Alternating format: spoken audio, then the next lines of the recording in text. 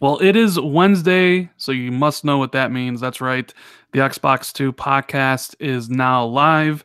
I'm one of your hosts, Randall Thor 19, the man with the million. And with me, as always, the man of the hour, the one and only, the legend himself, Jez Corden from Windows Central. You like that intro, Jez? Yeah, I guess. The legend, where'd that come from? But I don't know, man. Sometimes things pop into my head. Like if you were it's the one clickbait. that it is, yes, it's very much clickbait. The legend, Jez Corden. If you were gonna intro the show, how would you intro me? I'm kind of curious. Uh, American guy with a weird name that I can never remember the origin story for, who got loads of game score and is strangely level-headed for an American. Strangely level-headed for an American. I just alienated half our audience, but that's a good start to the podcast, right? I like I said, a name that I have no idea. Look, I get this question all the time because there's always. This is why you do the intros, right? Because I get tons of new people coming to the channel every single day, and they always like, "What does the million mean?" Million means I have a million gamer score. Did it at E3. Blah blah blah. What does the name mean? Randall Thor is the main character from the Wheel of Time series. One of my favorite book series, if not my favorite book series of all time. I read when I was a little bit younger. See, Mucha Smiley knows. Randall Thor is the main character. Kind of think, Game of Thrones or Song of Ice and Fire before, Game of Thrones. Essentially, it was kind of the fantasy series. And he's a badass, just like I am, so it fit. You know what I mean? Well, my name's Jez, so that's my handle. Yes, Jez. Not as imaginative. Sadly. Oh, come on. Well, no, your gamer tag was something different before, and then you got it changed when Microsoft opened it up. It was JZELOL. Jesus. Randall Thor 19, and the 19 basically means Randall Thor was taken, so I couldn't have it. Taken 18 times. It was just like whatever, just throw a number in there. 19 was the number, whatever. That's kind of.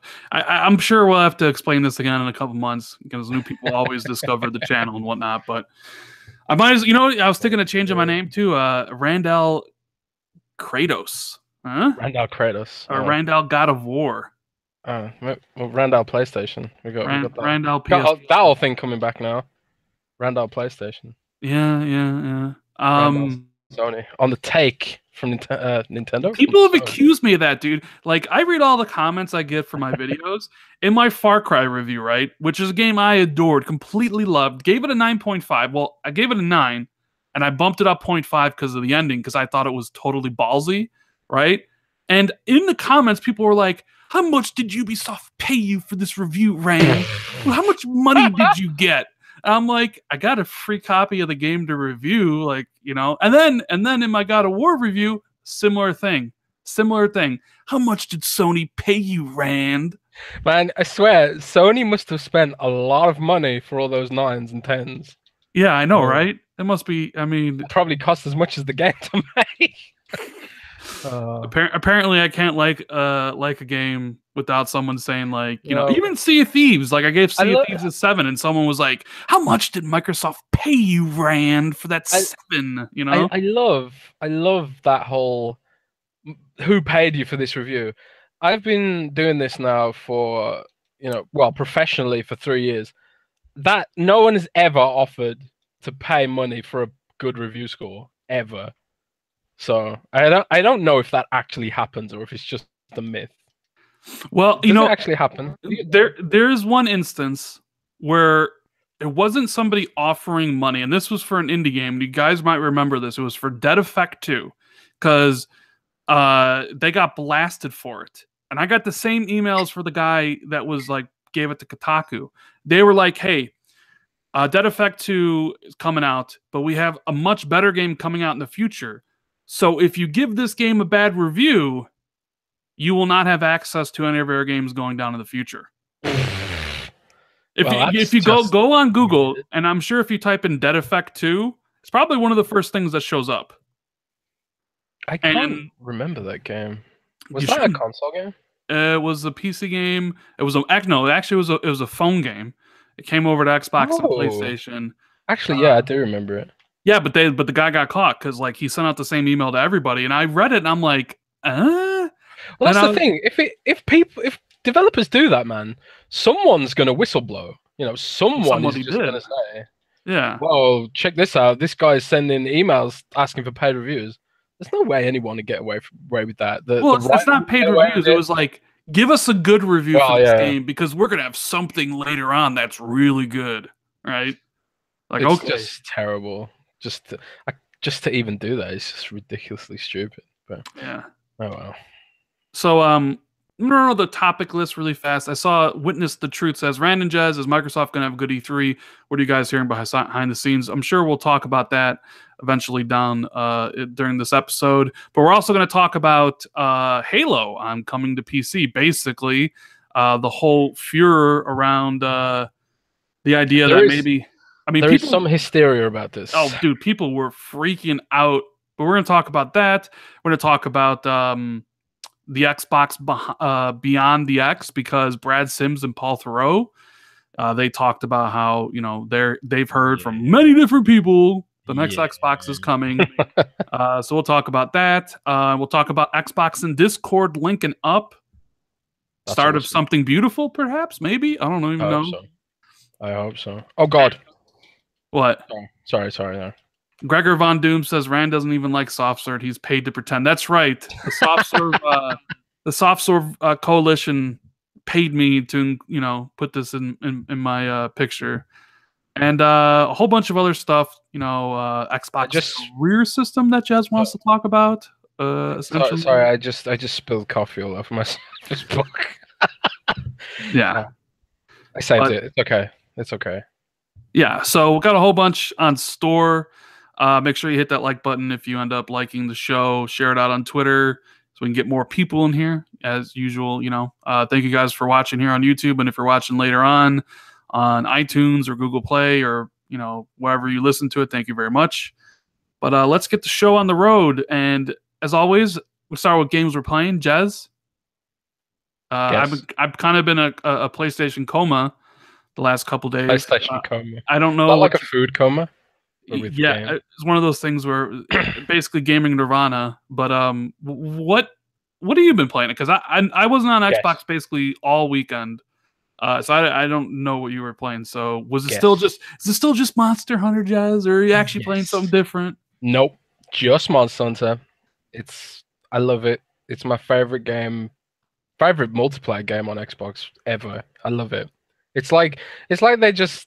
I'm not going to talk too much about it because we talked about it like the last 3 weeks.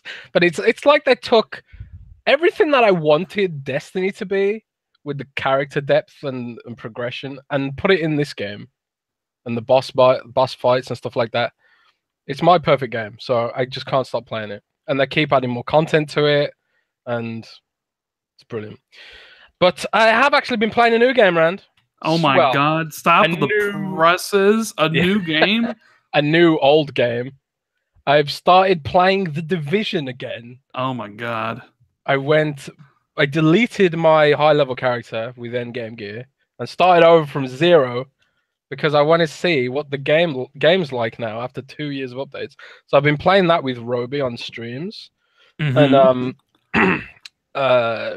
really enjoying it so far. The low-level play hasn't changed that much. Things feel a little less bullet spongy than I remember, but that might just be because I'm remembering endgame, not low-level play. But I'm enjoying it so far, and it just kind of reminded me like how much I enjoyed leveling in that game with playing with friends, and then the end game kind of hit, and it was just this huge disappointment. So I'm hoping now, after like however many years of updates, that there's actually like more stuff to do. Like they've got the high-value target stuff that you can play, which is sort of similar to Diablo 3 Rifts, I believe. And I'm curious to see what it's like now, basically. So I've gone back to that, and other than that, I've been playing a bit of Darkest Dungeon. I really like that game. It's like an indie roguelike RPG. Well worth checking out if you're into that sort of thing. And that's pretty much it, man. So pretty much it. Yeah, it's just Monsters that's taken over my life. It's just completely taken over. I'm gonna be playing I've been playing BattleTech a little bit on PC. BattleTech's kind of like it's the MechWarrior universe or the BattleTech universe, turn-based with mechs, kind of like XCOM, but it's based on like the classic tabletop rules and stuff like that. Seems really cool, and also this base building survival game called Frostpunk on PC, also on PC. So there's a lot of good PC games come out recently. So I've been trying those out a little bit. But too many games, man. Too many games. And that's even without getting a PlayStation 4, which if I end up buying one, then I'll have even more games to play. So shout out to the backlog, baby. The backlog is endless. ever growing. It's endless. Yeah. I need to start taking like a chisel to it and start going through, because not only do I have like a ridiculous backlog on Xbox, I have a ridiculous backlog on PlayStation. I even have a backlog on the Switch.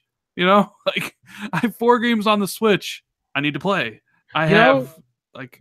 Speaking of the Switch, before we get into what you were playing, like Daniel Rubino on Windows Central, who's like my boss, he recently picked up a Switch, and he loves it, and he was saying like he's gonna do a piece on Windows Central about why he thinks Microsoft should like get into the handheld stuff.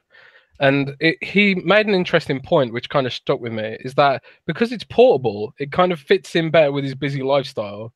Like he can play, like he can chip at his indie game backlog, while he's out and about traveling and stuff like that. And I thought, man, I never really thought of it that way. I mean, it's obvious when you think about it. Well, yeah, I mean that's why it's really kind of taken off, is the portability factor. It's like there's games out there that come out and it's like, you know, I could buy the game, I could play it on my TV or, you know, on my Xbox or PlayStation, but if I buy it for the Switch, I could still play it on my TV, but I could also take it on the go if I want, you know? Yeah. It's pretty powerful stuff, and you can tell that it's really picking up steam, because like almost every week you hear about an indie game or some game selling way more on Switch than it ever did on PC, PS4, or Xbox. Yeah. And you know third parties are noticing, because like literally every game is coming to Switch, when third parties wanted nothing to do with Nintendo's platform for the longest time, because the narrative was always, sure, Nintendo fans buy Nintendo games, the Marios and the Zeldas, but there are reasons. There are reasons why indie games do well on Nintendo Switch. I mean, premium games are $60 on the Switch. So if I was a kid or a parent, I'd be like, don't buy that $60 game. Buy this $10 indie game. You know. It's going to be interesting to see if there's ever a point in time where a major AAA game launches on all the platforms first, including Switch, and which one has the most sales. Yeah, I mean that's the true test. Yeah, like if not something that has multiplayer, because, well, who knows how Nintendo's thing's gonna work out, but like a single player game, you know, you have the graphics on PlayStation and Xbox and PC, but then you have the portability factor on Switch. It'll be interesting to see how that comes along there. But shout out to Irrelevant Native for the super chat. Irrelevant Native is awesome guy. He's a good dude. I follow him on Twitter, even though I don't necessarily. Here's the thing: I follow a lot of people on Twitter, but I don't normally respond. I like seeing what people have to say. But he wants to know what constitutes a backlog game. It's interesting because we were just talking about that. Is it a game you want to finish, or a game that you started regardless of a desire to complete? For me, a backlog game is a game I haven't started that I want to play. I have 1,200 games on the Xbox One. A lot of those games I'll never play, right? Like, never play. So to me, like, for instance, I get all the indie games every week. And I know, just judging by how they look and stuff, it's something I'll never play. But I don't include that in the backlog. What I include in my backlog is stuff that I know I want to play, but I just haven't found time to do it. Like on the Switch, for example, I have 4 games I want to play. The 2 Bayonetta games, Super Mario Odyssey, and Zelda, which is why I say I have a 4-game backlog.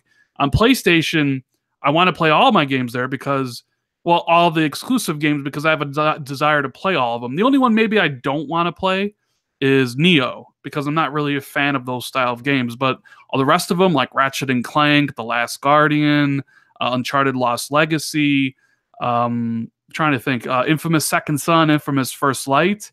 I want to play those games, so I include in my backlog. And then, of course, there's the stuff on Xbox, the AAA games that come out all the time that I may haven't gotten around to, some of the indie games that I want to play, things like that. But that's kind of how I feel. It's It's the different for backlog. me. Yeah, it's backlog to me is a game I want to play that versus like a game that's just there. What about you, Jez? For me, it's a bit different for me because I'm just so like I don't. I don't have. I don't have. It's not like I don't have time to play these games, but it's more like I've got really poor time management. Like if I focused on doing my work properly and didn't just like keep getting distracted by Twitter and stuff, I'd probably have way more time. But I feel like I don't have enough time to like fully max out a game before I move on. Like for example, I really love XCOM 2. It's like one of my favorite games, but I sort of got about halfway through and just sort of had to move on to the next game to review it and stuff like that. So it just sort of ended up in my backlog, and I just got like this huge amount of games that I've sort of half finished because I've had to just move on for work reasons. So it's that's my backlog, and I've got tons of games in there that sort of sit there, sort of depressingly. I never really finished The Long Dark either, and I've got like dozens of hours played in that game, and I never finished the main storyline when they released that. So it's games that I've like half finished because of just time constraints. That's how I see my backlog. Yeah, That's another problem though. It's like when you half play a game and you don't finish it, often you want to start over again because you don't know where you are and what you're doing. Know what I mean? Well, here's the thing. See, I'm different when it comes to that. I don't start a game unless I know I'm going to finish it. Like, there are games out there where I can't think of many games where I start and not finish. Like, if I start playing that game, I finish that game. The two recent ones that come to mind just are Horizon Zero Dawn and Assassin's Creed Origins, both for the same reason. I'm just kind of tired of open world games, like true open world games, like those two are. Like Far Cry. I don't know. Far Cry just. I mean, it's tough because I was burnt out on it, but like Far Cry and God of War, I kind of feel like I need to go back and play those again. I just maybe wasn't in the mood. But normally when I start a game, I finished the game. Like I was playing Doom before God of War came out. I'm on level 10 of Doom. Like as soon as I'm done with God of War, getting that platinum, I'm gonna come back and I'm gonna play those last couple levels of Doom, and then I'll go from there and figure out what I want to play afterwards. So you've got better discipline than me. So I don't do that. I never come back to them. Yeah, but that's how I've been doing that for forever, man. Like the way my gaming history is set up is very much like during the Xbox, GameCube, PlayStation 2 era, I got GameFly because there are so many games I wanted, but I couldn't afford it. Yeah, it's a video game delivery service through the mail, right? Oh. So this was back in 2004. Rentals, right? Yeah, so it was basically rentals. So like, I would buy games, but then also like some games I didn't want to buy, so I would get them from GameFly, and then I would beat them. And the thing was like, you could only have one or two out at a time. So like, I wanted to beat the whole game and then send it back. Like there was no half finishing it, because if you half finished it, it would just sit there and it would sit there and it would sit there, and they would charge you every single month. So it was in your best interest to get the game, complete the game as fast as possible, send it back so you could get a different game. So during that whole era, the Xbox, GameCube, and then fast forward to the 360 stuff, I would get games from GameFly and I would beat them immediately just so I could, send it back to GameFly and get something else. That's kind of where this all kind of came from, which is why like I focused on a single game at a time and play it to completion and then move on to the next one. That's kind of where that discipline came from, because I didn't want to waste my money. You know what I mean? Smart. But now I don't have GameFly anymore. So, Rip. But yeah, that's kind of how it happened to me. But as for what I'm playing, well, there's only one answer to this question, and it's God of War. I don't know if any of you guys... Dad of War. Dad of War. So That looks so I'm not gonna talk about any spoilers. So don't worry about it. I have a full review up on the channel if you want to, hear my thoughts on it. But Jez, it's the best game of the past 2 generations, and I ain't kidding around when I say that, my dude. Seriously? Dude, I'm not kidding around when I say it. Seriously? Seriously. Did you play The Witcher though? I played The Witcher. Better than The Witcher? Really? Right up there with The Witcher, bro. Right up there. Up there with The Witcher, but not better than The Witcher. No, better. I like it better than The Witcher. Damn. But here's the thing. It's such an amazing turnaround for the franchise to go from what it was on the PS3, right? With the fixed camera, the Greek mythology, the kind of button mashing hack and slash Devil May Cry stuff, to full on third person action adventure game. Like it might as well be a new IP. And in fact, it very well could be. The only ties it has to God of War is literally the main character. Otherwise, you could put somebody else in that and it's a brand new whole game. And so is it not concurrent with the old games? It is. It's just set later on down the road. It's set years after God of War 3. Kratos is in Midgard, which is run by the Norse gods like Odin and Thor. He's older. He's a little bit wiser. He's still a little bit like, very, very kind of just... The funny thing is like, he has a kid now, right? And his wife just passed away, the mother of his child. And the whole game's plot, the whole plot of the game is, it's not to like save the world. It's not to destroy some evil god or whatever. It's literally to take the ashes of their loved one and spread them in the tallest peak of the realm. That's it. It's a very personal journey. I like that. I like that. And it's accentuated by Kratos and his son Atreus, who's with you the entire game. Like, you grow as a father, well, Kratos, right?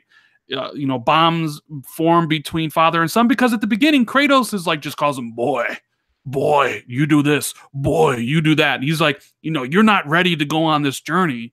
And then Atreus is like, please, because his mother raised him, and like Kratos wasn't around. So you put these two characters together. Clearly, the son wants to be accepted by Kratos, but Kratos is this like manly man from Sparta, where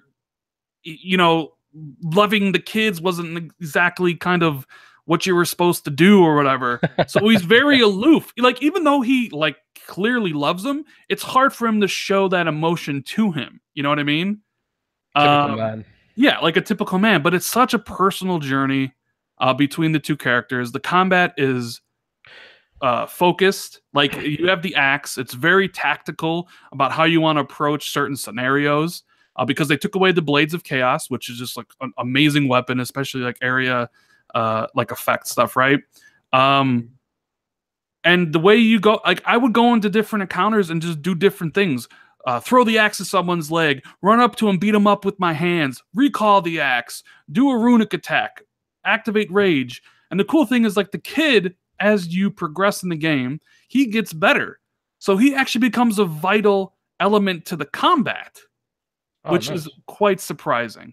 But honestly, when you think about, I think I didn't mention this in my review, but it takes 3 things from the other PlayStation games, right? It takes the story and narrative structure of Last of Us, right?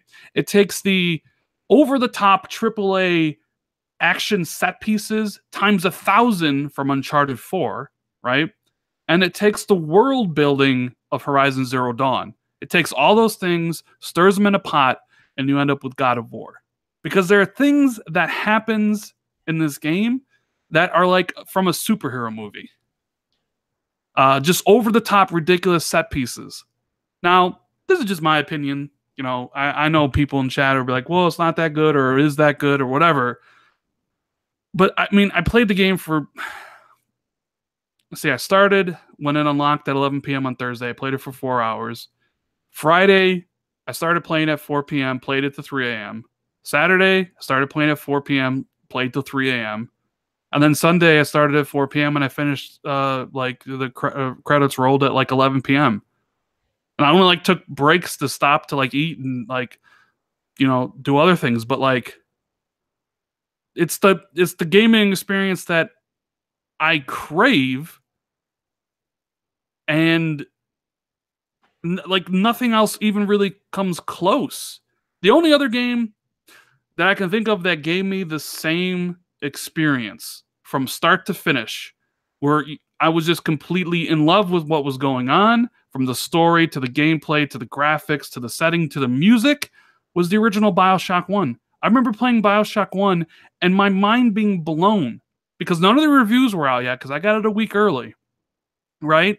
And here I am playing this game, and it was the most incredible experience of all time because I didn't know about the twist. I didn't know anything about the combat. It was like I went in blind and it blew my mind. And that experience I had with God of War was extremely similar to the experience I had with BioShock 1 and even BioShock Infinite. But even then, BioShock Infinite's kind of a known thing because you're expecting it then. You know what I mean? Yeah. But I can't recommend it enough. Like, for those of the people that say it's an interactive cutscene or a movie, I don't agree with that. Yes, there are cutscenes, but they're always in service. No, there's no. They took out the QTEs. There's no QTEs in the game. Sony did not send me a copy. I bought the game, so there we go. With like I said in my review, people were like, "How much does Sony pay you?" It's like nothing. I paid Sony to play the game. I didn't get a review copy. Oh, but then you're just justifying your purchase, Ran. I'm not. I don't. I bought plenty of games that I don't like. You know what I mean? That's what people say, though. Look, here's the thing. If it has everything I love about a video game, but that's just me. You know what I mean? Like, I know other people are different, and I value things in gaming differently than other people. But that's all I'm gonna say. Like, playing the game for 12 hours a day for 3 days in a row, man. Like, I was just so immersed into that game, from the combat to the lore of Norse mythology, Odin and Thor, Mimir, like the kind of semi-open world nature it has, the great combat that it features, and the fact that I wasn't spoiled on anything in the game. I didn't, even though I knew people liked it, I didn't read the reviews. I don't know what they liked or didn't like. And I ended up loving the game.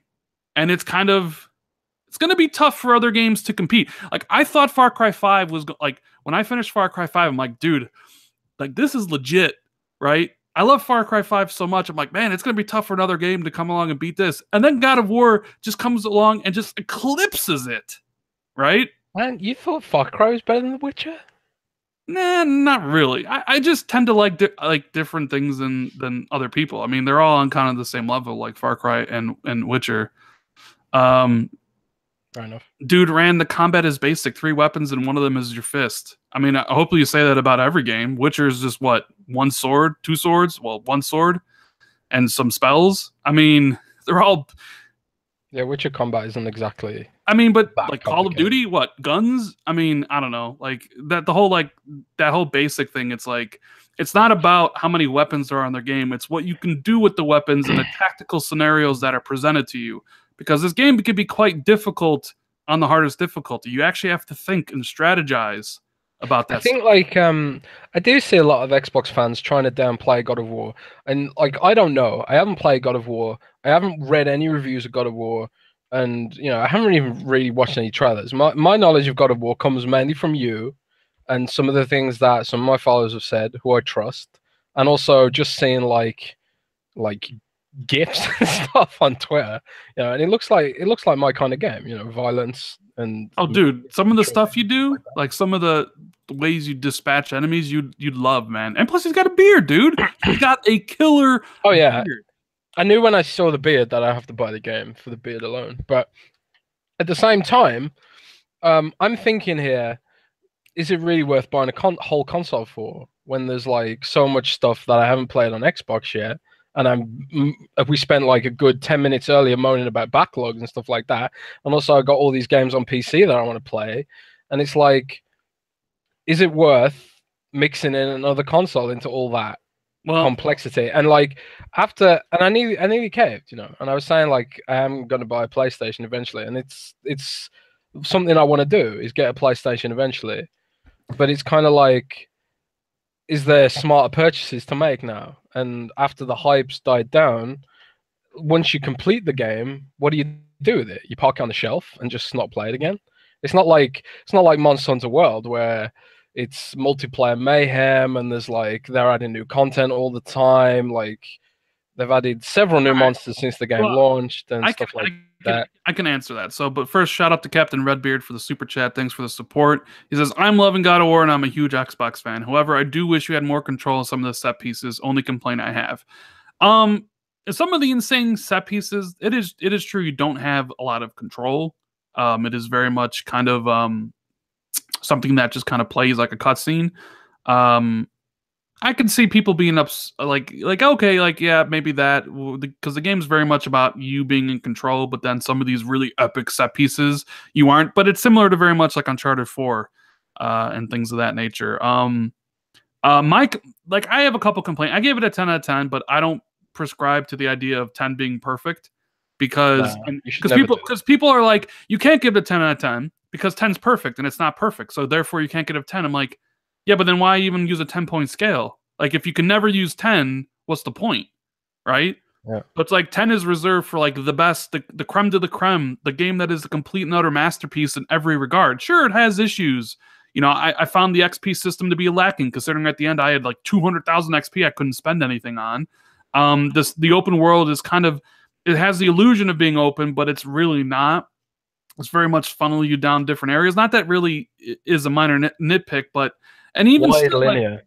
yeah, That it also is more of a setup for God of War 2,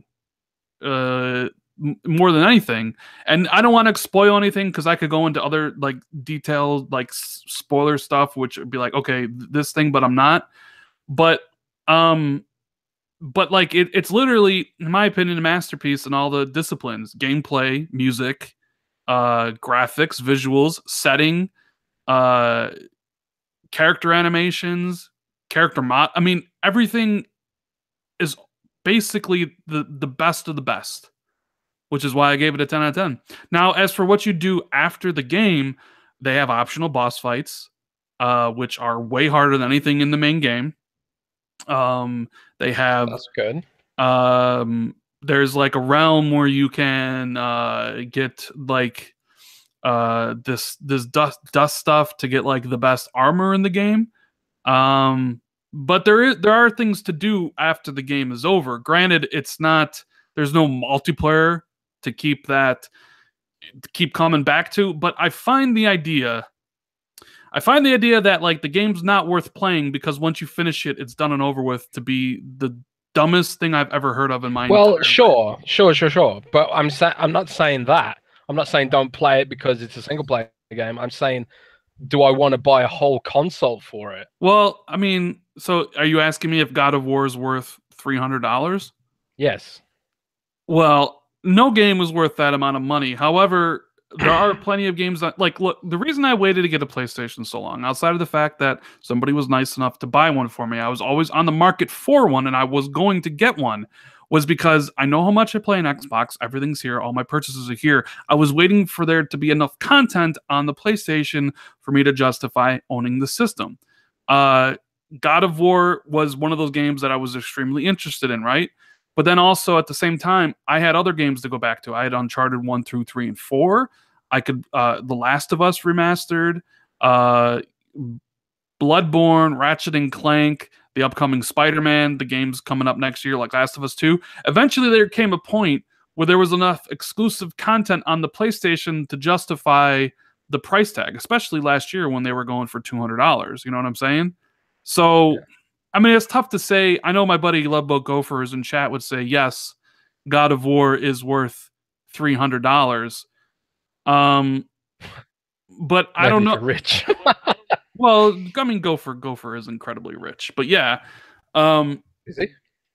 Oh yeah, How do dude. gophers get rich? How did Gopher get rich? That's a good How do question. We gophers get rich? we should ask him. Uh, Um, I just, the idea of paying $300 for a single game, as much as I love God of War and BioShock, I'm not sure because that's ridiculous. But like, if you get God of War, then you have all these other games that you can play with it.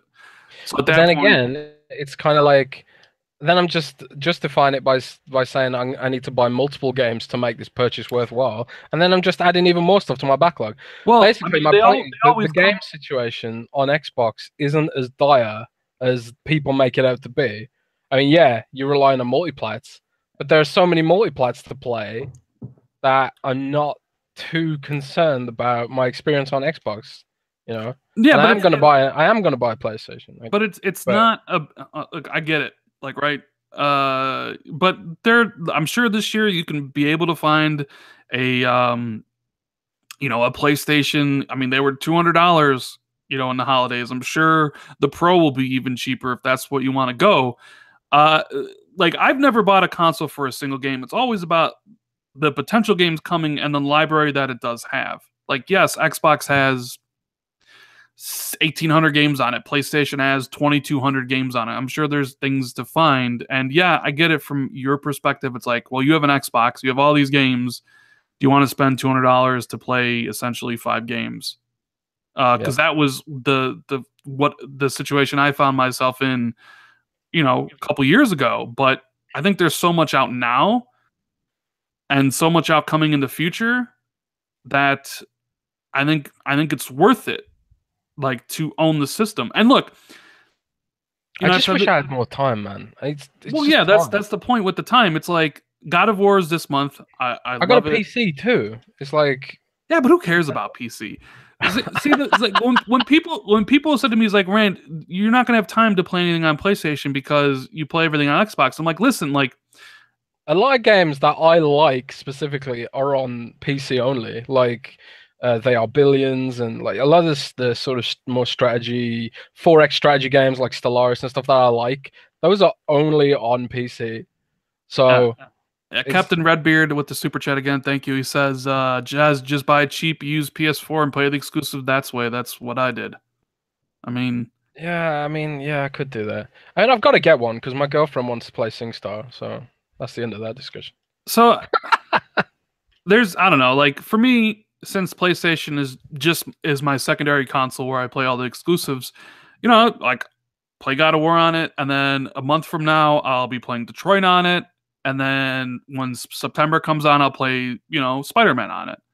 What Maybe was that zombie game called again? Days Gone, which is Days coming out Gone. See, next year. I'm super interested in that. Right, and then there's, during the summer months, I'll probably check out Ratchet and Clank. I was planning on playing Heavy Rain and Beyond Two Souls in preparation for. What? There's just a lot of games, man. Like, a lot of Heavy games Rain. that I missed out on PlayStation 3 because I didn't have one. And I mean, I get time. Time, especially when you get older, there's not enough of it. But I think you would love God of War if you played it.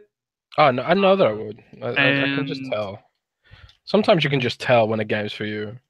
oh, this game's for you. This game, you'd be in heaven. Dude. Like, it literally has everything. And the only thing it doesn't have is multiplayer.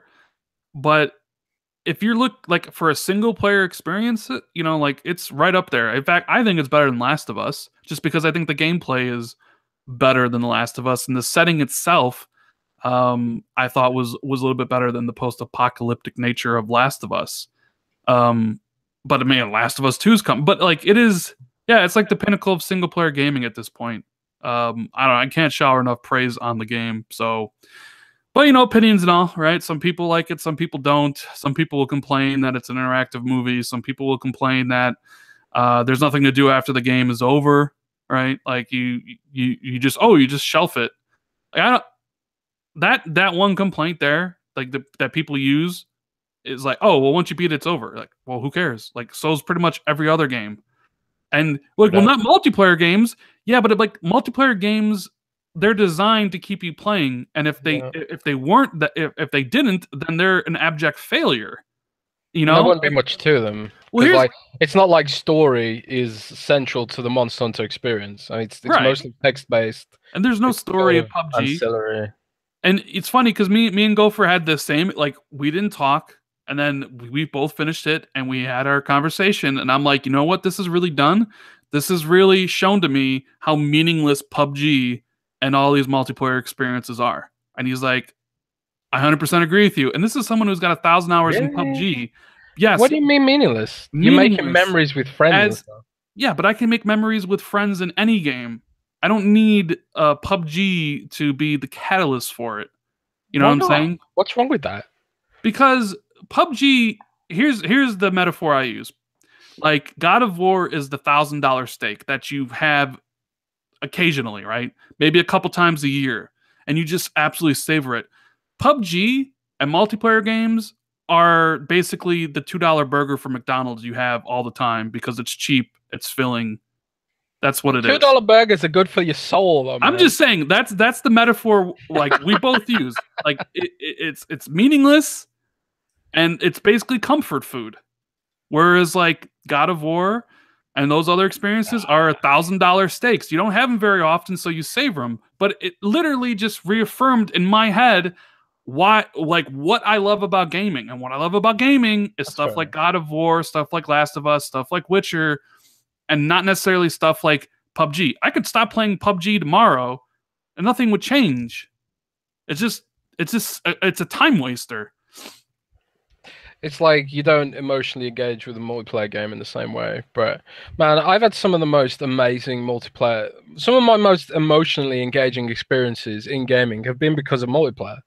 Like, like just in Monster Hunter World recently, I was playing with my brother, and like this boss called Xeno'jiva does this massive laser breath thing, which covers the whole room.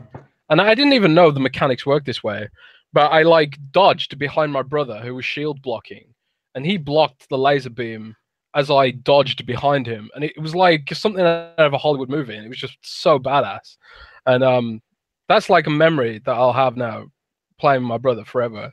And like I talked about World of Warcraft, like 40 people screaming on TeamSpeak after killing a boss you've been working 3 months on to kill. Those are experiences that I'll never get in a console game. So, you know, and I think more about the multiplayer experiences and spending time with friends in Battlefield and stuff like that. Those are the moments that I cherish. And like, yeah, I've got like really happy memories of single player games too. But you know, I think living where I live in the middle of nowhere in Germany, and all my friends in England, like playing on Xbox Live is the only way that I can really sort of bond with my friends and family now. Now, given that I moved country, so for that reason, like I value multiplayer games more than I did previously. No, I mean I get why you do. And for me, like Halo 2 will always be the quintessential multiplayer experience. I still remember things I did mainly because it was my first multiplayer experience, and that can never be replaced. You always remember your first. But Halo 2 will always have its place alongside the BioShocks and all those things because of the experience I had. PUBG doesn't give me that same experience. Neither did any of the Call of Duties. What I remember about gaming, what the things I take from it, my favorite games from last gen, my favorite games from this gen are all single player. And sometimes you lose focus of that. At least I did for a bit. And then a game like this comes along and completely just reaffirms everything you like about video games. Some people look, I know people are disagreeing with me and I know people are agreeing with me. That's fine. Like everybody games for their own reasons, right? I'm not saying multiplayer is meaningless to all of you because it's clearly not. Plenty of people play it. I always have to explain this because people get upset. People got upset in my review for God of War when I gave it a 10 out of 10. People were upset over my simple opinion. My opinion of what I thought about a game. People couldn't handle it, right? So when I say I think multiplayer experiences are meaningless and they're like a McDonald's hamburger, I'm not saying that's the way you should feel. I'm just saying that's how I feel.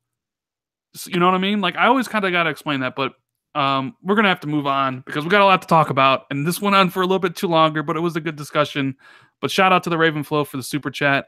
He said the PlayStation exclusive pile up. Trust me, lol. I agree with you. There are a ton of games on PlayStation that Well, I yeah, want to play, and I like think you about said, it's like like Persona yeah, and just some of them are really long games too, and I'm just like, oh my Nier god, Automata, like do I? Yeah, Bloodborne, I've got Nier Neo. Automata on PC, and I haven't really completed it there either. So Yeah, it's just like, there's man, there's a lot of games to backlog. play. And A shout lot out of to games. Carlos Cripson for the super chat. He says Sony have surely proved Microsoft wrong about single player games, the exclusives, and the value they bring.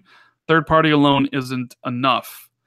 Mm, I mean, I think we might talk about that a little bit later, but there is value in any type of game, especially single player games, multiplayer games. I mean, it's all about building a robust library, right? Uh, which is kind of something Microsoft, because like if you look at it, like if you like Japanese games, what console do you buy? you You buy don't a buy a PlayStation, You don't right? buy an Xbox. Yeah. You don't buy an Xbox, right? Oh And a no. lot of people out there maybe don't like Japanese games, but it's okay. There's a segment of the market that does, and having that vast library is important. It's having those single player experiences along with those Japanese games, along with the multiplayer games, along with the free to play games, along with the indie games is what you want. You want to have a vast library so Yeah. many different types of gamers buy your system and then convince their friends to buy their system, you know? Yeah. And shout out to Barar. He says single player is king. So anyways, nice discussion about God of War. Play it at some point, Jez. You I know, will. don't get spoiled on it because there are some moments in here that are truly pretty epic. So don't get spoiled. But I'm pretty great at avoiding spoilers. And yeah. now that I've said that, someone will try and spoil it for me. But yeah, we'll see. I'm definitely getting a PlayStation. It's just a matter of timing, and I'll tell you why, Rand. I'll tell you why. Mm-hmm. I need a new phone. So, You need a new phone. yeah, my BlackBerry is on its last legs. My Android BlackBerry is no longer working properly, so I need a new phone, which is more important to me than a console. So, yeah. All right. So Halo, you ready to talk Oh. about this? Yeah. All right. I like this topic. This is my favorite topic ever. So Halo Online was the thing that Microsoft was building a couple years ago for the Russian market. It was supposed to be a free-to-play game. Is so weird. Why for the Russian market? One game for the Russian market. That is the I don't know. thing. I don't know. Anyways, they were building it for the Russian market. They stopped making it. Modders and the PC community were able to get their hands on it. And El Dorito, like the modding community or a person, I'm not really sure. I think it's a person, but I could be wrong. It could be just like a group of modders. They released like a 0.6 version of it. It got online. People are playing it. I think like 10,000 people are playing it or were playing it on like daily. And then it was streamed on Twitch. People were loving it because it was like, it was using all of Microsoft assets from Halo Online that was developed by Saber Interactive. And people were really loving the classic Halo feel, right? And it's like a long time since Halo's been on the PC. And of course, this prompted Microsoft to, initiate their protection of their IP.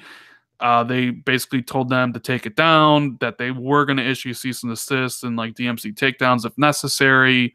And then, of course, they like have to do that under copyright law. If you don't protect your IP, you can actually get sued to lose your IP. So they have to protect it under law to retain their IP. I remember when all this IP stuff came out when Blizzard sued those developers who were making the WoW Classic servers, and when Bethesda sued was it Mojang who were making the Scrolls game? Or was it Notch? I can't remember. But they explained that they have to protect their IP under law to have the privilege to have that IP. So Microsoft has to protect their IP. And yeah, so but Phil, he clarified something. Like, so in the blog post by 343, they mentioned some of the stuff, and Phil tweeted out today about 6 hours ago. He said this point is important, and it was in quotes. As we look ahead, we're very excited about the prospects of an official classic Halo experience making its way to PC, and we hope to be able to partner with the El Dorito team and broader mod and content creation community. So, I mean, it basically confirming to nobody's surprise, or at least should be not a surprise to anybody, that Halo is eventually coming back to PC, right? Yeah. Clearly, this is Microsoft's strategy, and it's been their strategy for a long time now. I mean, what, two years at least since the Xbox Play Anywhere program, and yet, like, people are completely upset about this. It's just strange. there are a lot of people who say, well, What about me? well, What about me? I mean, That's what they're saying. like Halo was the last game to not go to PC, right? So like the idea is if it goes to PC, then someone would be like, well, what's the reason to own an Xbox if you have a PC? And it's like, well, you don't need to own an Xbox. That's the whole point of all this. Like Microsoft, Phil Spencer, and Mike Ybarra have unequivocally and always said they want you to play the content that you want to play on the device that you want to play it on, right? So if that's Halo on Xbox One or Halo on PC, play it where you want to play it. But Yeah. people, like, they just, I guess they don't want to accept the fact, like, that Halo, like, for whatever reason, people were like, well, Halo won't make it over. Even though Gears made it over, even though Sea of Thieves is there day one, even though all these other games are there, it's like Halo was the ones, like oh, People, it's never going, you yeah. know? People need to grow up and ultimately understand that Phil has a responsibility not just to Xbox but to Windows. And at the end of the day, there's no such thing as a Xbox and Windows 10 separate now because all their games are built for UWP, and UWP runs across both platforms. So when you consider that aspect of it, Halo Master Chief. I mean, let's be honest. This is the Halo Master Chief collection probably coming to PC, right? More than likely, yeah. The whole reason they started development on it again was because they wanted to bring it to UWP, which at the time Master Chief Collection was released, UWP was nowhere near ready, and it's frankly still not very ready. I mean, I think it's coming up to its second anniversary now, but it's still new technology. It's immature, and considering how new it is, it's not too bad. I mean, it took people a long time to move from DOS to Win32 back in the day, and and people associate UWP with the Windows Store, which is also really mature and needs an overhaul.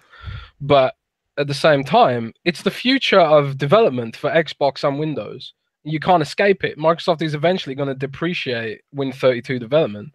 And one of the ways that they can help foster that future where you can have a game and take your progression across all your devices, whether it's a laptop or whether it's a console connected to your TV. And Phil's always said that he believes in local hardware. So, we're always going to have Xbox hardware for people to use on their TV. But there's going to be future paradigms too, like as processors get smaller and GPUs get more powerful and need less power and stuff like that. You could get Halo on even smaller form factors. So for Microsoft to not leverage their biggest IP besides Minecraft on their biggest platform is just saying no to free money. They bring Halo Master Chief Collection to PC. It's going to sell millions of copies probably, and that's going to result in tons of money, which will help them develop the single player games that Xbox fans are crying for. So at the end of the day, if you can't be an Xbox fan and say, wah, wah, wah, where's my God of War? And then also say, wah, wah, wah, Microsoft don't make any money, it's a contradiction. So choose one. Either you don't want Microsoft to make any money to reinvest in making good games, or you support them, port in one of their biggest IPs to PC on one of the biggest platforms in the world, because at the end of the day, Halo Master Chief Collection is pretty much maxed out on Xbox already anyway, and we're getting towards the end of the generation now. And yeah, Xbox sales are up year on year, and Xbox probably still has room to grow, but it doesn't have room to grow to the point where Halo Master Chief Collection is suddenly going to sell millions and millions of copies again on console. So bringing it to PC is just the logical business decision. And if you are an Xbox fan, you should be supporting this, not crying that your beloved Halo is going to the wrong platform. I disagree with that last statement. But first, shout out to Ryan Hicks for the super chat. Appreciate the support. He says, "Great show, chaps. Keep up the great work," and we always will. I'm not a fan of the idea of if you're a fan of something, you need to support it. Because if it doesn't appeal to me, I don't care. So if you're not a fan, like if you're an Xbox fan, you shouldn't have to or be bullied into buying something just because No, it's I'm not exclusive. saying buy it. I'm just saying support the idea of it. Don't Well, I cry mean, like about support. Microsoft trying to support their business. I You mean, know? like to me, support means putting money where your mouth is and buying it, right? Like if you like Halo, yeah, buy Halo. But if you don't like I'm Halo, not saying buy it. I'm just saying don't cry about it. You well, know? well, number one, like I find it pretty like I thought Halo was dead. That's what everybody tells me, but clearly it's not. Clearly, like people are like lose like Halo still means something to some people, right? And clearly, with this Halo Online thing and how popular it's gotten, there is a market for Halo on PC. Um, Big now market. I get here's the thing I do get like there are people complaining that Microsoft is too much focusing on PC. That what about Xbox? Not that it's coming to PC. Like people don't have an issue with that, but it's the fact that that's all Microsoft is talking about is PC and not necessarily like what about the Xbox? You know what I mean? I mean, the PC gamers would disagree about the idea that Microsoft is focusing on PC because look at the state of the Windows Store. It's awful. It doesn't scream to me that Microsoft is focusing on PC. And the thing is, this is the whole UWP thing that people don't understand is that Microsoft isn't focusing on PC when they're making a game for UWP because it runs across both platforms. If remastering the Master Chief Collection for UWP makes it more stable, and it should, than the Frankenstein app they made for the original game, for the original version, which was buggy and everyone moaned about. Then if it's made for UWP, it's trivial to bring it to PC. So like Sea of Thieves was built for UWP. It's literally a manifest change to get that running on PC. Why wouldn't they do it? You know, it's kind of like it just doesn't make any sense to me why people would want Microsoft to not make money when they're crying that Microsoft aren't making big budget exclusive. I don't get it. It's a contradiction to me. I mean, I guess people want a reason to buy an Xbox. People want a reason for their console to be justified, like their purchase to be justified. Like that's some of the stuff I can think of, honestly. Like I don't care about Xbox games going to PC, right? It doesn't matter to me. Like especially the only way it'll matter to me is if I play Halo 6 or Halo Master Chief Collection and they force me to play with the PC player. Like Oh yeah, I don't want that. I hate that too. Especially in a competitive aspect. Like if you want it to be a cooperative thing where we're playing the campaign together, fine, I don't care. But in a competitive thing, that should not happen. Like Well, you can get away with it in Sea of Thieves and Gears of War, but you're not gonna be able to get away with it in Halo. You know what I mean? I don't think. Well, it's optional in Gears of War, which is the right approach to take. I mean, if people want to play that optionally, fine. But forcing it on players is when I have the issue with it. And I don't even like it in Sea of Thieves, man. Especially now that they've changed it so that the sniper rifles unlocked from because the sniper rifle in Sea of Thieves used to turn slowly with the mouse to try and balance it for PC players, but now it for console players, but now it doesn't, which gives PC players a huge advantage. That's why Widowmaker is so much better on PC Overwatch than she is on console because you can aim better with the mouse. And the fact that they force that on players, not only does it lead to cheaters on console, which is really annoying, but it also PC players have a huge advantage, which I disagree with.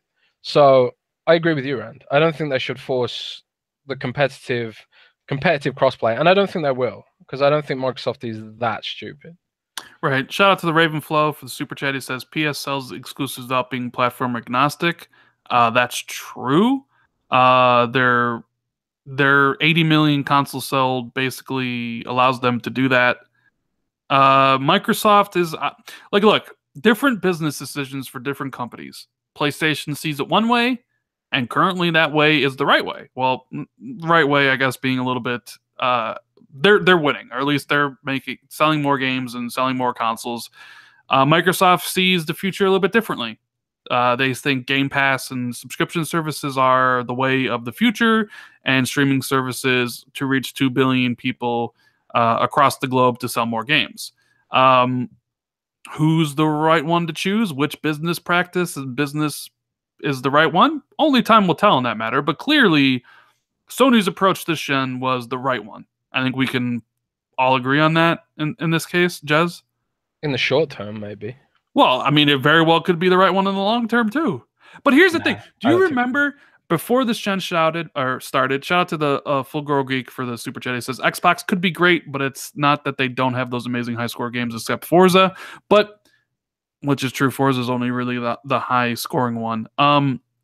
This gen, before this gen started, there was very much a concern that this would be the last console gen because mobile gaming was going to take over and destroy console gaming. You remember all the analysts and all the people that said this? And what happened? They were all wrong. The exact opposite happened. Gaming grew. Console gaming grew. And who knows what's going to happen 5 years from now, 10 years from now. It's kind of funny because it's more like console gaming came to mobile. Because now we've got like more like PUBG and Fortnite driving quality. I mean, you can argue about the touch controls and stuff, but Fortnite and PUBG are driving quality games to mobile in a way that wasn't really something people cared about before, you know. And you know, hopefully console gaming will make mobile gaming less. Oh, and Nintendo too. Like the Switch is making mobile gaming a more of a less of a ridiculous free-to-play crap fest, which it is at the minute, frankly. And just look at the Android store. You know what trends on there. If you want an example of how terrible mobile gaming is, but you know, Nintendo has shown that there is a market for high-quality console gaming in a portable capacity, and there's no reason why mobile gaming can't evolve to be more console-like, I guess. But at the same time, the predictions of console gaming being dead were grossly exaggerated, which is a good thing. And they were. We like console gaming. Right. And we got a couple more super chats to read through. Ravenflow again, it says Microsoft's philosophy is anomaly to tradition. While I agree with that, there is the saying of like, you know, did I ever tell you the definition of insanity about doing the same things and expecting a different outcome? And maybe they know they can't beat Sony in a traditional way, so they're going to try something different, which potentially might be very lucrative for them. This is the whole thing, man. When people say beat Sony, beat Sony, beat Sony, it's like it's as if you're saying that Xbox is going into business. When people say that Xbox is so healthy, it's making so much money, it's not a failing business, and I don't know why people say that. Or think because it's like I always said, Microsoft's silence in all regards to how well their games do and how well the console is or isn't doing make people assume that it's not doing well, because Nintendo and Sony do the opposite. They'll tell you exactly how awesome. That's a wider software policy, you know. And MPD just said that Sea of Thieves was the second best. We're going to talk about that, but I'm just saying, the silence from one corporation out of three in this field makes it seem that they're not doing very well, right? Because even with Microsoft saying Sea of Thieves did well, right? Nobody believed them. And even with MPD saying, hey, it was the second best-selling game of the month, and it's the best-selling Rare game since we started tracking, even then people are like, that's just Game Pass. Nobody really believed it sold well. But it's like, well, we don't track Game Pass. It's just we only track full game downloads. It's because of how silent Microsoft is in regards to everything. You know, yeah. I would imagine in a few days, Sony's going to brag about how well God of War did in week 1. It'll be like 5 million copies sold, and people will go around like, hey, God of War did amazingly. Why? Amazing, right? But Microsoft, they don't use that terminology. They'd be like, we have this many players. So people are a little bit like, well, what does that mean? Are you using players because it's a higher number than the actual sales? But I don't know. I mean, that's what it is. And Top Dog, he says, Microsoft's roots is from PC, like it or not. And that's true as well. And like Jez was saying earlier, Phil is responsible for Windows and Xbox. Yeah, his job title, a big market on on PC. You know, his job title is CVP of gaming, I believe, not Xbox gaming. Yeah. So it's his job to make Windows a better platform for PC gamers as well. And because PC is the only real area where the only sector that Windows is experiencing any meaningful growth, because mobile, one platform that is being killed by mobile is Windows itself. Yeah, and So Sam Tolbert says Sea of Thieves will bomb became Sea of Thieves won't sell well due to Game Pass, which has become Sea of Thieves won't chart again. Yeah, I mean the goalpost moved. Um, but I don't know. As for the Halo on PC thing, I just want Halo to be great again in all yeah, aspects, right? I want a great multiplayer because Halo is my favorite franchise to go along with a fantastic single player Master Chief focused story. And I'm not going to begrudge Microsoft putting it on PC for other people to play because where am I going to play it? On my Xbox One X because that's where I play my console games, right? Like I I just don't see this as a way for people to bash Xbox. It's like Microsoft giving up on no, you Xbox. know what this proved to me? This proved to me that people care about Halo. Despite what everybody says, despite all the, people saying Halo's dead, nobody cares. What this means to me and the uproar that it got means people still legitimately care about Halo. I agree. And Microsoft should be happy with that, but they should make they look there's something to be said about making your fans happy. Like the people want a classic Halo, they should give them a classic Halo. And what's better than a classic Halo than the original Halo and Halo 2? Like put Master Chief Collection on the PC, boom, done. Hell, work with those El Dorito dudes and maybe actually turn Halo Online into a real thing everywhere. I don't know, right? Yeah. I mean, either way. The other little bit of news that potentially big, Jez. I don't know if you have any inside sources on this, but Xbox and Discord had formed a partnership. Yeah, I had no idea that was happening actually. It's pretty cool to see. It's really interesting. Discord also recently announced that it hit 100 million users. Soon going to be bigger than Twitter itself as a platform, adding 1.5 million users every week, which is incredible. Poor Skype, rest in peace. Oh yeah. Um, but Discord's a runaway success story, and also I do know that Microsoft did try to buy Discord. So did Google, so did Amazon, so did Facebook. Everyone tried to buy Discord. And Discord was like, nah, we want to be independent for now. And I'm sure it's because Discord knew that they've got something special here and they can grow over the next couple of years. And instead of sell for a couple of billion, they can sell for like 15 billion or something like that. Ridiculous. But when Discord, I don't know what Discord will do. I mean, they could stay independent like Twitter and fall for a, file to go public and stuff like that, or they might sell to a bigger company and stuff like that. But it's pretty clear that Discord is a huge force in gaming, and soon it's going to be a force in just communication in general. It's got a great mobile app. It's got great tools for creating communities for streamers and influencers. Basically, it's the best PC communication app out there today. And if you're not on Discord, you really should be. It's bloody great. So, but it's really nice to see that they are now going to have integration with Xbox. So like when you're playing a piece, it's got integration on PC right now. So, and for a bunch of different apps. So like when you're listening to music on Spotify, it will show your status. I'm currently listening to this song like MSN Messenger did back in the day. And also it'll show you, and now with the Xbox integration, it will show you what game you're playing and what you're doing on Xbox Live, which is really cool. And it's kind of funny that MSN Messenger had a lot of these features back in the day, but Microsoft killed it in favor of Skype. It's a bit of a mistake there, maybe. I don't know. Well, that's a whole nother conversation. But yeah, I think this is awesome. And honestly, I'd like to see more integration. Because, well, yeah, that's not saying. This is just kind of presence, right? So people on Discord can see what you're doing on Xbox. Now, do you think eventually down the road this is going to be a step into a larger thing of maybe chat rooms via Discord on Xbox, and then God, potentially like video conferencing and voice chat because Discord has all those things, right? I hope so, man. And it's like because Microsoft has the Xbox Clubs thing, right? And yes.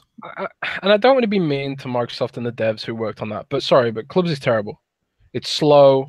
It doesn't have any features. It doesn't have GIFs. It doesn't have file sharing and stuff like that. It's so rudimentary that I don't know why you would ever, in a million years, look to create a community on the Xbox Club system over Discord, and Microsoft have to be aware of how slow and bad that is, because it's just not good.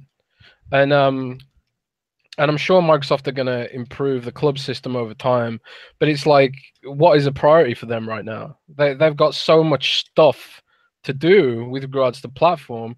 I'm not sure that's a huge priority for them when Discord's already so dominant. And Skype is just a total mess. It's got different features across all the platforms, and it's so Skype's out of the picture altogether. Do you remember when Skype was like a selling feature of the Xbox One before the Xbox One came out? Oh, you could Skype in your living room so your grandma can see you. Oh, with the Kinect, you could act. I remember seeing that stuff. I'm like, do they like? Is there an audience for this? Like, who do they think? Like, this, you know what I mean? Like what the hell? Like Skype on Xbox? Yes. You know what? I wasn't interested in Rise or Dead Rising 3 or any of these launch games, but you know what? I'm going to spend $500 so I can Skype. I never understood. I mean, I understand why Microsoft was leveraging their assets, and Skype's still good for some things. I think Skype still has more reliable video calling than Discord, in my experience, especially like when you're trying to call people across continents and stuff. Like sometimes when me and Roby are streaming using Discord, we'll get lag because he's like across the world and I'm in Europe. And as usual, Microsoft's cloud tends to be better, but that's things that Discord can fix over time, and they will almost definitely fix. Basically, Discord has a really strong basis for growth, and Microsoft have clearly recognized that by trying to go for this partnership with them. And I think that's but this is more part of Microsoft's wider intelligent, they call it the intelligent edge, right? Where all these different services and systems, back in the day, Microsoft's strategy was buy out or rip off, right? And to some degree they still do that, especially in business. Like they tried to buy Slack, they failed, so they made Microsoft Teams, which is basically a copy of Slack. It's the total rip off of Slack, and Slack is like Discord for companies to chat, basically, and Microsoft Teams is a rip off of that. And but for the most part, I think Microsoft, like especially Xbox, which sort of has its own philosophies on things sometimes. Like Phil says that he said in an interview somewhere that he runs it. He tries to run it like a well-funded startup, So they have their own ideas and stuff like that. I don't know, like the platform team's a big fan of Discord, and they have to be, because if they're serious about Mixer, literally every single Mixer streamer is using Discord to make their communities. They're not using Xbox clubs because it's terrible. So they can't avoid that stuff. Yeah. And so it's cool. I would like to see Discord replace Xbox clubs, because I think it's too late now for clubs to ever catch on, because it's just never going to be as good. And UWP is not as fast as Electron, which is what Discord is using for its system. I feel bad for the person who built clubs, who may be listening to this podcast, and Jez basically just is pooing all over their work. Well, it's they're stuck between a rock and a hard place, and they built clubs into Xbox directly. Not many people have a keyboard plugged into their Xbox, so typing a message on Xbox Live is a pain if you don't have the chat pad, and even then it's a pain compared to a keyboard and or a phone. And if you want to use Xbox clubs on your phone or on your PC, the Xbox apps are just so slow compared to Discord. Like if you want to get into your club, you have to load up the app, switch to the club. It's got all these slow animation transitions. It's really slow. Whereas on Discord, you just tap the thing and boom, it's open. It's instantly open at your last community you were using. So, it's not like they did a bad job. They were just the odds were stacked against them. And also they were competing against Discord, which is a far more mature system. So partnering with Discord just sounds like a better strategy for Xbox right now. And I think they should do that instead of trying to build out clubs, because because I think they're like Skype. They're too far behind now. They'll never catch up. Skype has Snapchat features, for God's sake. Skype's never going to catch up to Snapchat or Instagram with the stories thing. So why doesn't it like focus on polishing what makes Skype unique instead of trying to, awkwardly copy other platforms?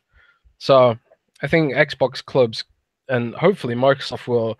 I'd like to see Discord integration in the Xbox app instead of Xbox clubs getting developed, because are we ever going to get GIFs in Xbox clubs or file sharing and that sort of stuff? If not, then why bother? Yeah, I mean, why bother? Indeed. Did you happen to see the Game Pass games coming for May? I didn't. What are they? Let us know, Rand. Well, it's interesting because there's 2 games that are launching day and date in this one. So last month, Robocraft Infinity, right? I believe that's the name of it, right? Have you played that, by the way? I have not. I have not. It's pretty good, So this month for May, you get Overcooked, which is a pretty cool local co-op game. You get Unmechanical Extended, which is an easy 1,000 kind of puzzle game. Sonic and Knuckles, Pro Evolution Soccer 2018, The Escapists, Homefront: The Revolution, State of Decay 2, which obviously is going to be the big game for the month. But then also Laser League. So Laser League is launching first into Game Pass when it, just like last month's Robocraft Infinity. So are we at the cups now of games? Maybe every single month we're going to see something new launch into Game Pass? Well, interesting. Microsoft certainly has data. I mean, when Microsoft probably pitches Game Pass to developers as an avenue to sell their game, what they're going to say is look how the virality of Game Pass helped the sales of Sea of Thieves, because it did. Like the fact that Sea of Thieves was $10 and you had hardcore gamers playing it on Twitch and stuff because they got it for $10. That helped the virality of the game.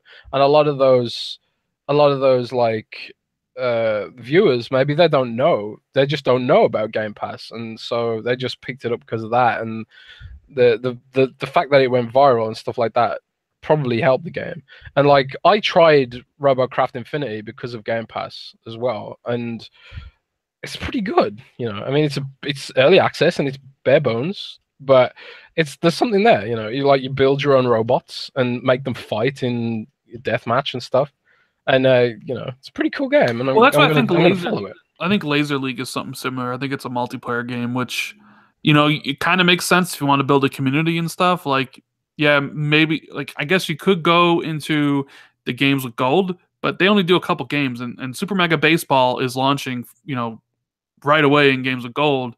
But you have Robocraft Infinity, which is a multiplayer game, and I think Laser League is a multiplayer game too. So it's like, I think that bodes well for maybe smaller indie titles that are like Rocket League. Like Rocket League blew up, number one, because it's a great game, but number two, because it launched on PlayStation Plus first. People like, well, what is this? So it's going to be interesting to see like how many more games launch day and date in the Game Pass. But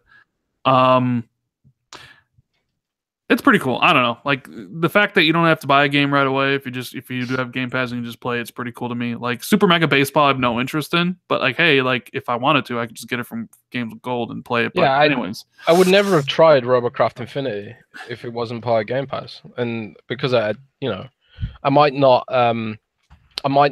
play it again until it gets more updates because it is early access. But now I'm aware of the game and I will follow and pay attention to the updates the game gets, because it's a really interesting concept.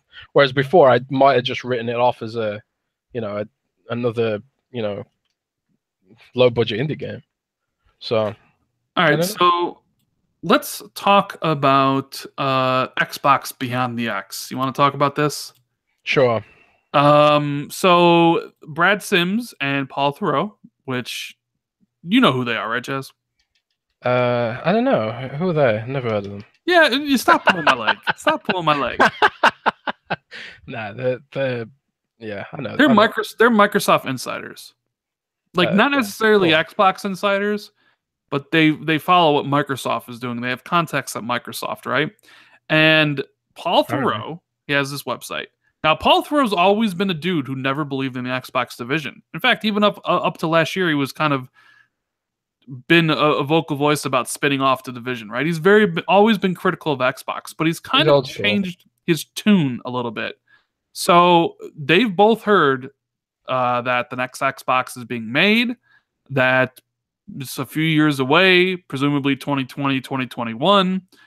And not news. Okay, carry on. Well, yeah, because I mean, I remember when you said it. I mean, look, it's not, they're obviously making a new console. Like the people that want to believe that Xbox is failing, that they're making no money, that the division's in the red, that Xbox One X was their last console, they just want to hate Xbox because the facts are the complete opposite. Xbox is making more money than ever. There's a new console in development, all that stuff. But the idea that they're making a new console isn't really newsworthy because, of course, they are. It's what they were saying at the end, that Microsoft has gotten approval from the higher-ups, or Xbox has gotten approval from the higher-ups, to go all in for next generation to compete with Sony and Nintendo in hardware and content to essentially try to dominate next gen. Now, this is coming from Paul Theroux, who's notoriously not like the Xbox, wants the division spun off and things. Me and Jazz have heard things similar months and months ago, and even some of the noted insiders at Reset Era, who've been very vocal about their dislike of Xbox and what they're doing, have shifted tune, saying, "Yeah, money is being spent. Microsoft is very serious about the future, and they have the backing now." When before they didn't. Yes, I mean, I've been saying this. I've been saying this since we started the podcast, that a lot of this stuff lied with Terry Myerson. Terry Myerson was Phil's boss, and I don't think he believed in Xbox or gaming, or he just didn't get it. And I always got the impression that he just didn't get the consumer side. You know, it was all about business, blah blah blah. And there's this. I mean, in the wider Microsoft community, there is this narrative that Microsoft doesn't care about consumers anymore because it killed Groove, it killed Phone. It failed to make Cortana good. It screwed up Skype and all this stuff. And, you know, both externally and internally, people blame Myerson for this. They blame him, you know. And now we've had this massive reorganization. Cortana got a new leader. There's a new cloud division, which got a new leader. Phil, gaming elevated to the leadership table for the first time. Gaming being taken seriously at Microsoft for the first time in its history, rather than just a stupid vanity project. You know, it's like it's great to see, you know, and the future is bright. But people want stuff now, which is fair enough. But, you know, maybe that future is far away, you know. That's the truth. Well, yeah, because someone said, is it for this gen or next gen? This would be decidedly for next gen. Because, look, games take long times to build. We talked about God of War for an extended period of time in this podcast because of how much I liked it. God of War took 5 years to make. Horizon Zero Dawn took 4 years to make. Games aren't just even the new Call of Duties take 3 years to make. Which is a shock to me. Right. I mean, they take long times, right? You know, and if, like, look, so you base it on what they're saying, people who were, you know, very not happy with the Xbox, saying that, like, hey, you know what, things are changing, but you know, they're not going to change magically overnight. You know what I mean? And even if they do acquire studios or what, I don't know what the future holds, but and I don't even know if Microsoft could they're going to buy Valve, man. They're going to buy Valve and EA. I don't even know if Microsoft could make a God of War game. I don't even know if Microsoft wants to make a God of War type game. You know? And I've said it before on the podcast. I'll say it again. I think Sony's studios are just a little bit more talented than Microsoft's. You know? At least making games that I would rather play, you know? Like I've said it, it's not I just think that's the case.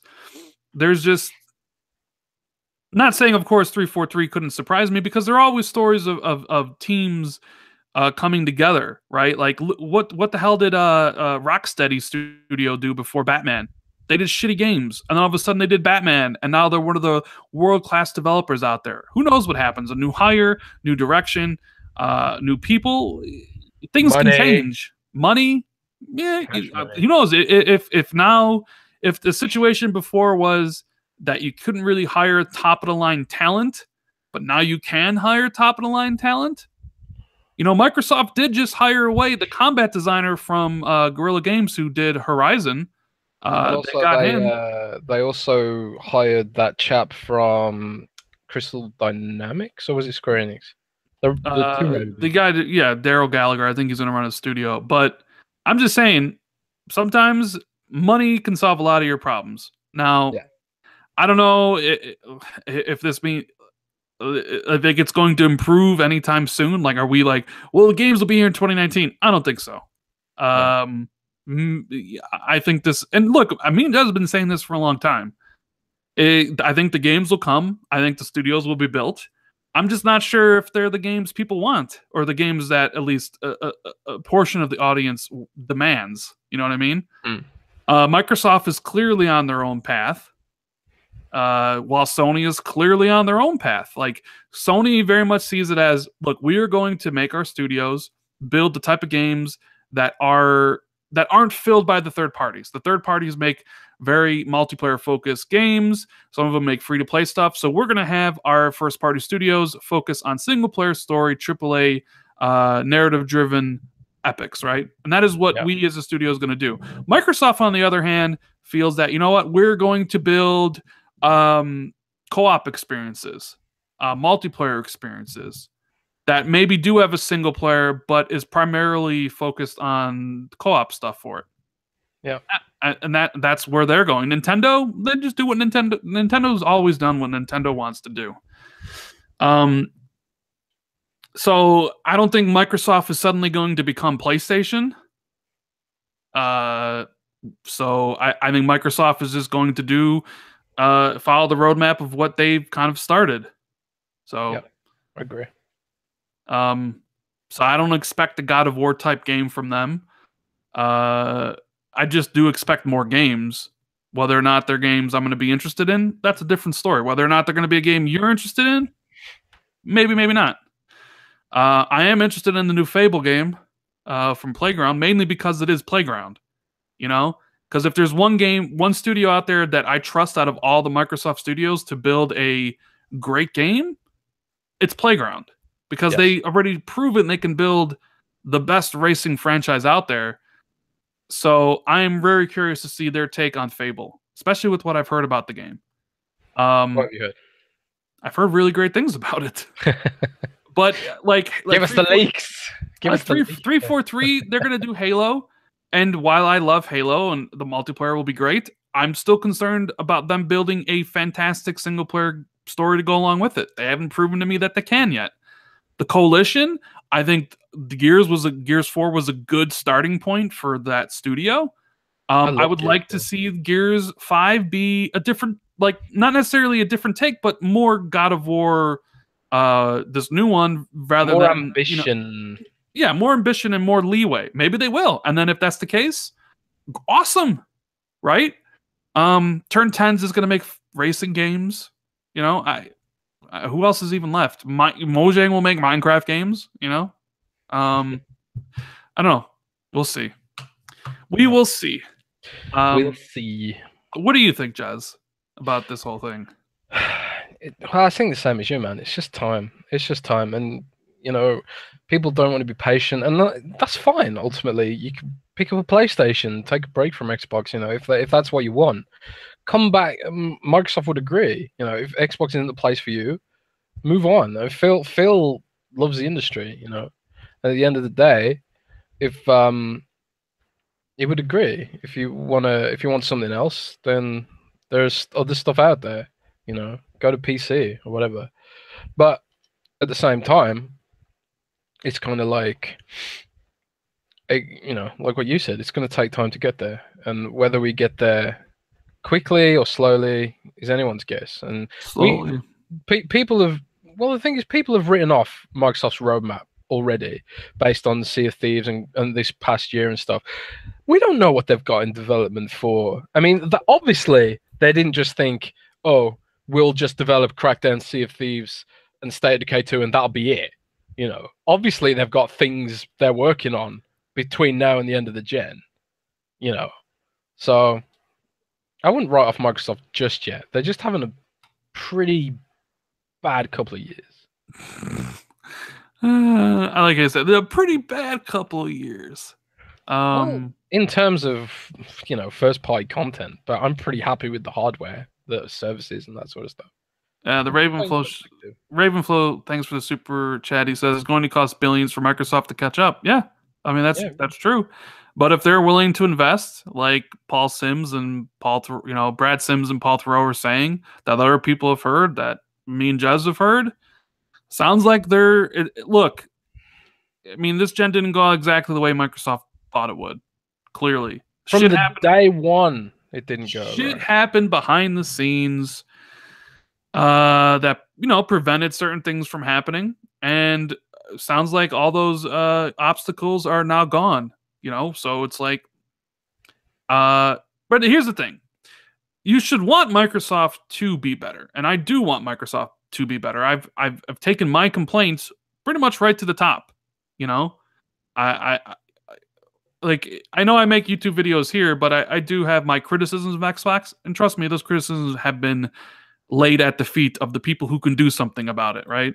I just don't not say something and then complain to complain, right? Like I literally took my complaints straight to the top.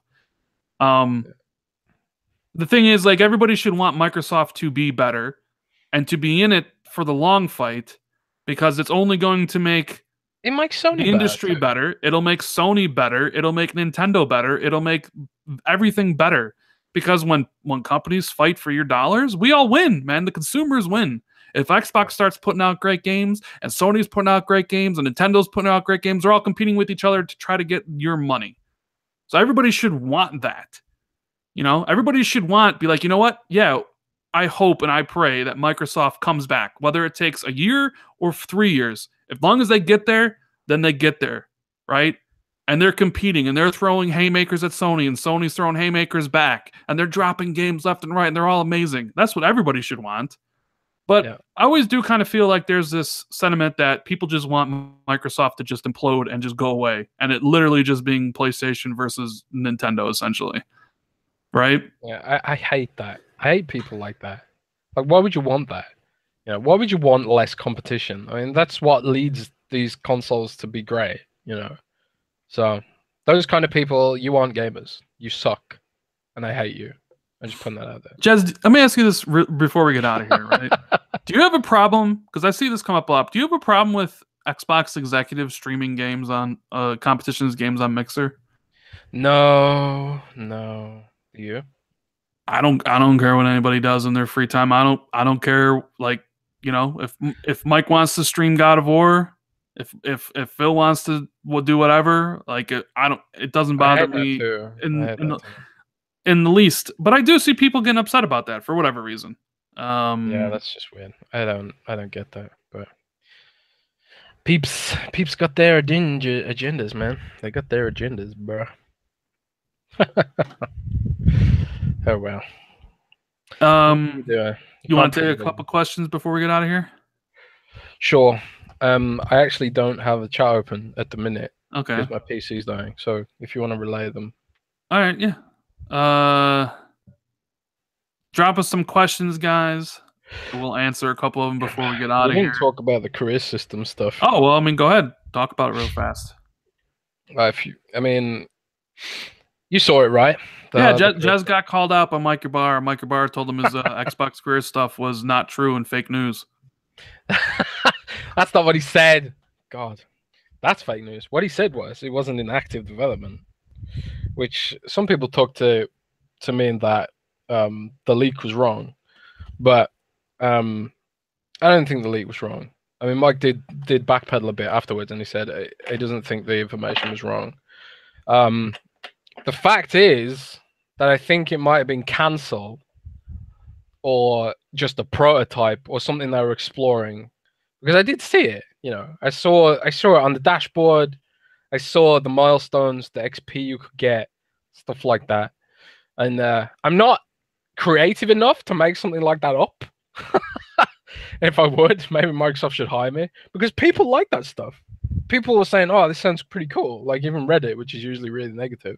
So, um, either the evidence we had was out of date, or it was cancelled recently, or something like that. But the thing is, Rand, the APIs were active as recently as March. So if that was cancelled or not in active development, they pivoted on that recently because Mike said to us in an interview that they want to showcase gamers' achievements in ways beyond gamerscore because not everyone wants to hunt for gamer score. Not everyone wants to buy tons of games. Some people just want to play Fortnite for 1,000 hours or stream and create content. So how do you showcase that sort of stuff? And I thought the career system sounded cool, man. I don't know what you think. As the eminent gamer score person that you are, what do you think of a career system? I mean, I'm of the idea. I mean, I like it, but I'd have to see how it's implemented, right? It'd be cool to get rewarded for everything you've done in your Microsoft Xbox history, or all the games you played and things you do. It would be nice to get, because gamer score is one thing, but maybe something else to show that, like, hey, I do this. There should be some sort of recognition for it. I don't know. It all depends on how it's implemented and what they do with it. You know what I mean? Yeah. I don't know. It'd be interesting. I mean, I would I have liked the feature? Sure, I would have liked to seen it come to fruition. But Mike says it's not in active development, so maybe it'll be in active development a year from now. Maybe it won't. I don't know. So let's see. I'd like to see it. Let's get some questions and get out of here. Yeah. So let's see here.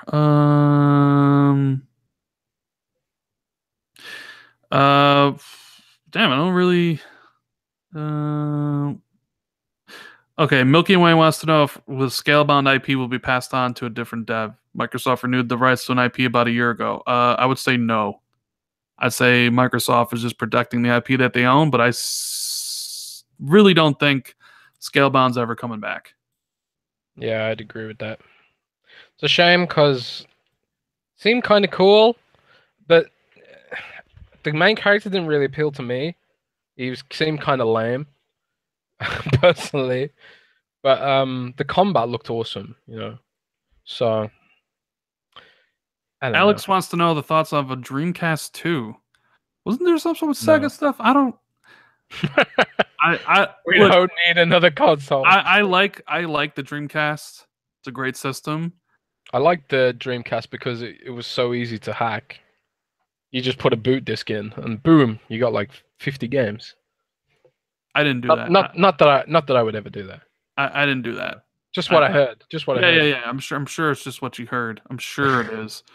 I don't know, man. Like, does the industry need another competitor? I mean, there are rumors about Google, right, getting in there at some point. That can change a lot of stuff. Phil Harrison joined Google, and maybe Albert Pinello joined Google as well. Who knows? I just can't see Sega making another console.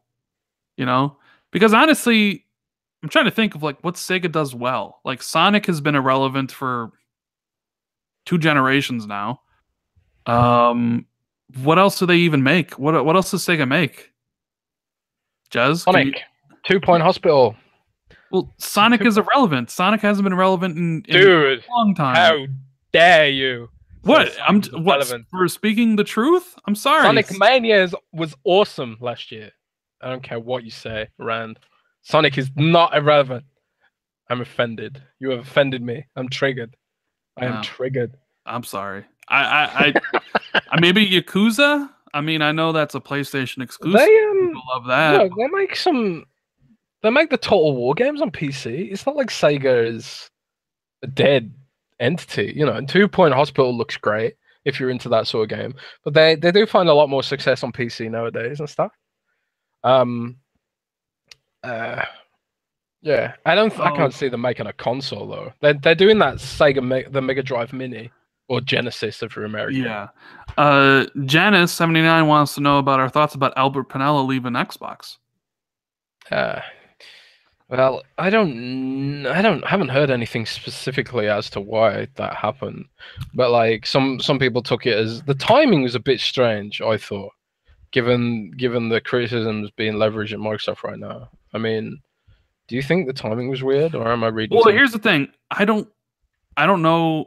I never really had any interactions with Albert. I know Tim has quite a bit. He's worked there for 18 years, and I saw his post on Reset Era. He said it was 100% his decision. He just wanted to do something else.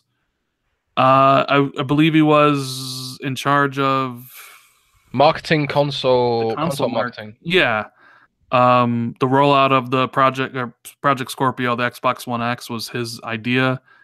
I just don't know enough about him or what he did to really, say like, well, this is bad or this is good. Like, he seemed like a nice dude. I know Tim spoke very, very highly of him. Yeah, he was popular at Xbox, and I've spoken to some people at Xbox about it, and the people are sad. He was a popular guy at Xbox. And I'm like you, I didn't really know him that well. I didn't speak to him very much. I spoke to him at E3 a couple of times. He made some sarcastic comments about me leaking Scorpio stuff last year, so he probably wasn't too happy with me. But he seemed like a really nice guy, and he was well liked by Microsoft. So it's a shame when they lose veterans like that. But if you've been banging the same drum for 18 years, you can sort of understand why you might get bored of that. Yeah, maybe the next podcast we can get Mike to come on and he can tell us all about it because he's in chat right now. Oh, really? Yeah. Hi, Mike. Let's see. Any other questions? Yeah. Not really. So I guess we're just gonna end it there. I gotta go to class, learn some stuff. Jez got to write some articles. So I want to thank you guys for stopping by the show. Really appreciate it. If you want to leave a like, that would be fantastic. Thank you guys for watching on, wherever you're watching, whether it's iTunes, here on YouTube or, anywhere the podcast is up. Jez, what do you got going on? I know you have some sort of article coming out soon. Well, that's my job, man. I'm writing an article about why I think the career system should be a thing. I mean, people seem to react positively to it, and like we talked about earlier, I think it will reward players who don't hunt achievements, and I just like that stuff. It'd be cool to like earn points, like in the Xbox Insider app. You earn points for doing surveys and stuff like that. It'd be cool if I earned points for spending 100 hours playing Monster Hunter World, or probably 1,000 hours by the time the year's over. So, because I'm not going to get more gamer score once I've maxed it out, but I'd like to be recognized for doing other things on Xbox Live, like streaming and that sort of stuff. So, yeah, I support the idea of the career system, whether the leak was accurate or whatever. I like the sentiment behind it. So I'm doing a little piece about that. Also, next week we have exclusive footage of State of Decay 2, thanks to Microsoft. So look out for that on Windows Central. We've got interviews with the devs. I'm putting together a video preview of our gameplay footage, which was played by Matt J. Brown at Matt J. Brown on Twitter. If you want to follow him, he's a really good guy, and he's much nicer than me. So go and follow him. He knows all about State Decay 2, but he can't tell you about it until next week. So there's that to look forward to as well if you follow our content. And I just want to say thanks to everyone for support last week. It was a rough week in the community, I think, and people were really nice. It was just really nice to see the positivity across the community last week with Addict and all the there was a lot of positivity. And Aaron Greenberg's going down to Xbox Addict's funeral next week to represent Xbox in the community, which is awesome. So there's that stuff too. It's a shame, but them's the ropes.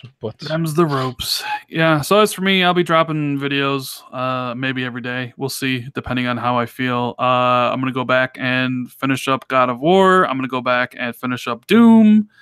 And then I don't know what I'm going to play from there. I know PUBG test server. Monster Hunter. No. I know the PUBG test server hits today on Xbox along with the new map. I might be checking that out. I might not. I don't know. I think I might go for the platinum in God of War. It'd be my first one, maybe my last one too. We'll see. But Can you anyways, tell me how yes. you get platinums exactly? You I get don't know. you get a platinum for getting all the trophies in a game. Oh, so it's and does it tally how many platinums you've got? Yes, it does because you have a PSN level and it breaks down by bronze trophies, silver trophies, gold trophies, and then platinum. So right there in your level, the platinum would be how many completed games you have. Yeah. Man, why does an Xbox have that? Better ask Mike. Oh, I mean, I've asked Mike. I've always said, hey, completed games on Xbox would be amazing, but That would be cool. you know, either Be cool feature of the career system, I think. yeah. Anyways, thanks for watching, guys, and we'll see you next week. Later. Take care.